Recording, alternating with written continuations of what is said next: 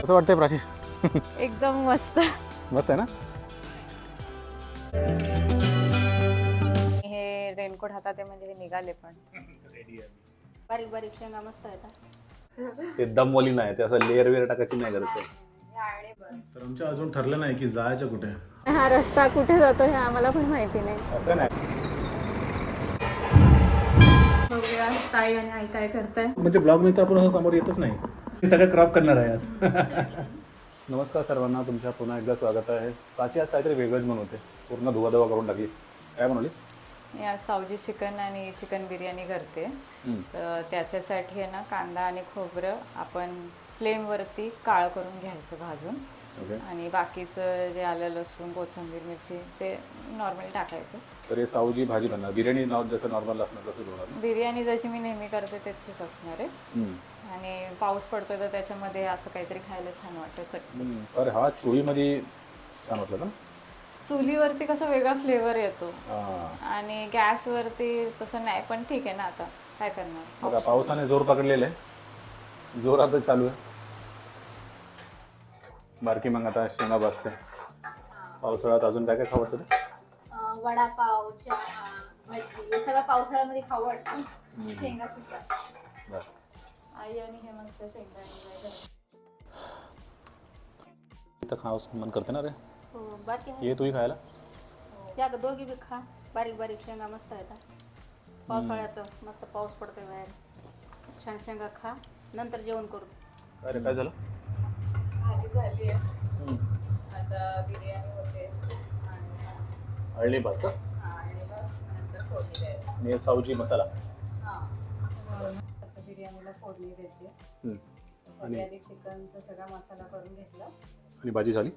भाजी झाली कुकरमध्ये. ओके. आता याच्यामध्ये जे अळणी भात आहे तो टाकून भाजी पण मिक्स करणार आहे. करून घ्यायचं. बरं ठीक आहे. आता ही फोडणी कंप्लीट झाली. आता याला वाफ देणार का? हां, 5 मिनिटं वाफ द्यायची की आपला बिर्याणी. त्याला काय म्हणतात? कोणती बिर्याणी आहे? तुझी पद्धत वेगळी आहे जरा. ते दमवली नाही, ते असं लेअर वेअर टाकायची नाही गरज आहे. अळणी भात आहे.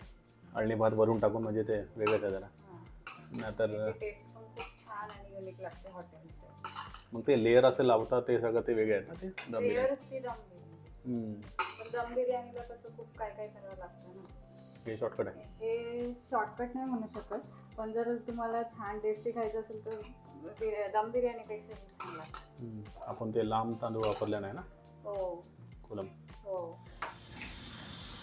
तर संध्याकाळचे 6 वाजत आले आहेत आणि आम्ही विचार करतोय की थोडंसं बाहेर जायचं बाईकवरती. आणि हे रेनकोट हातात आहे म्हणजे हे निघाले पण. रेडी आहे. पावसामध्ये मला भिजायची तयारी आहे. रेनकोट उगाच तुझ्यासाठी घेतो मी. पण त्या भिजायच्या विचारावर. मग आता निघायचं. हो निघून आता बघ बाहेर, बघ बाहेरचं वातावरण बघायला. फुल ऑन पाऊस. आई ताई कुठे? आम्ही बाहेर जाऊन येतो. तर आमच्या अजून ठरलं नाही की जायचं कुठे. आयदर आपण जाऊ शकता कर्जत रोड और नाहीतर मुरबाड रोडला. काय बोलतेस कुठे? पण पाऊस चालू आहे सध्या खूप जोरात, तर मी तर भिजणार, तू भिजली तर बिमार पडेल है ना. नाही तसं काही नाही. चल मग आई येते आम्ही जाऊ. बरं या. छत्री ते घेऊन जा. हो खाली जाऊन बघू. जस्ट पेट्रोल भरलं. आता आम्ही बदलापूर वेस्ट साईडला चाललोय. कारण इथे तर काही कळत नाही. आपलं ते कर्जतला जायचं म्हणलं तर ते MIDC येतं ना. हां, तिथे जास्ती पॉल्युशन आहे आणि आपल्याला नेचरच्या जवळ जायला आवडतं. मला वाटतं मग ते बारबी डॅमच्या जवळ घ्या, त्या रस्त्यावर जाऊ शकतो. अगदीच एवढं लांब पण नको. थोडं नाही, खूप लांब होईल ते. तेच असं थोडंसं निसर्गातून ह्या सगळ्या बिल्डिंग बाहेर जरा. हो. आम्ही रस्ता शोधत वेस्टला आलोय, पण हा रस्ता कुठे जातो हे आम्हाला पण माहिती नाही. असं नाही रे, रस्ता आपल्याला माहीत होतं. ते स्टेशनचे ट्रॅफिक अवॉइड करण्या म्हणून आपण आतून आले जरा. हो हा काही नवीन रस्ता आपण एक्सप्लोर करतोय. हो, हा रस्ता नवीन आहे तर एक्सप्लोर करतोय कुठे जातो. कुठे तुम्ही आता सांगा कुठे. तर आपण शोधून काढू. हो. मला वाटते करेक्टच असेल. तर तुम्ही बघू शकता मी बदलापूरच्या ह्याला काय बोलतो, ब्रिज आहे ते, वेस्टचा ब्रिज आहे. वेस्टचा ब्रिज आहे. इथे मोस्टली लोक खूप येत असतात आणि इथलं पाणी पण खूप वरपर्यंत येतं ना. हो, इथे आला छत्रपती शिवाजी आणि महाराजांचं. आता छत्रपती शिवाजी महाराजांचा पुतळा.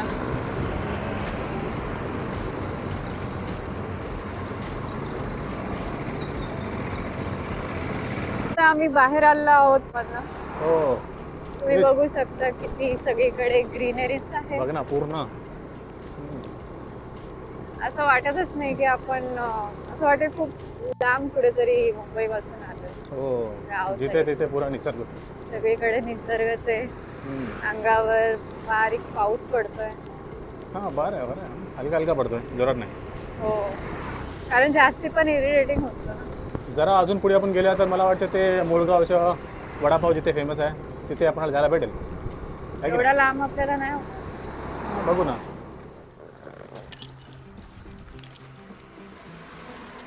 बघ किती छान आहे निसर्ग.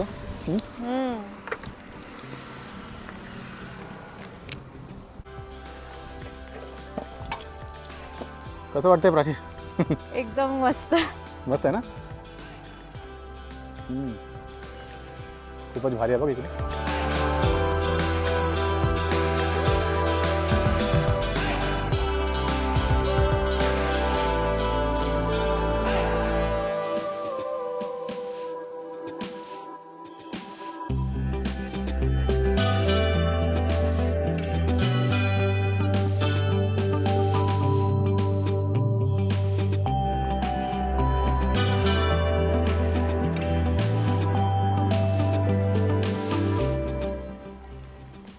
पूर्ण काळे आभाळ झालेत. कसं आहे मग?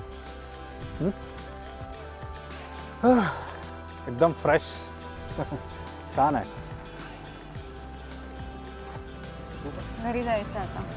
अंधार होईल ना, पाऊस पण मला अंधार वाटतं. व्हायला लागलाय ऍक्च्युली. 7 वाजले असते.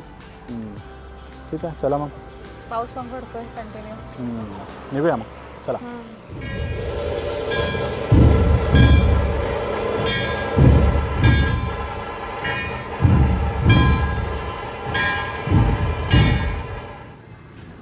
चला रिटर्न. चला घरी आलोय आता. बघूया ताई आणि आई काय करताय. जाऊन आले आम्ही. हाय. हॅलो, जाऊन आले? हो. केव्हा आले आता? आता चालेल का? आताच आले. कसं झालं पण? फिरून आल्या सगळं जाऊन? पाऊस हलका हलका पाऊस पडत होता. कसं होतं निसर्ग सांगायला कसं जरा. निसर्ग? व्ह्यू कसं होतं? एकदम बरं मस्त. झालं जोरात पाऊस आला नाही. हो. हलका हलका चालू होतं. असं आता चालू नाही होतं. पण वातावरण थंड राहतं ना. बार्बी डॅमच्या रोडमध्ये एवढं लांब गेला नाही, पण ते मुळगावच्या वडापाव जिथे खंडोबा मंदिर आहे त्या रस्त्यावरच मी अर्ध्या रस्त्यातून परत आले. बरं. ठीक आहे, तर आपण आता हा ब्लॉग इथेच संपूया. ब्लॉग आहे, आपण ब्लॉग म्हणजे ब्लॉग नंतर आपण असं समोर येतच नाही. मी सगळं क्रॉप करणार आहे आज.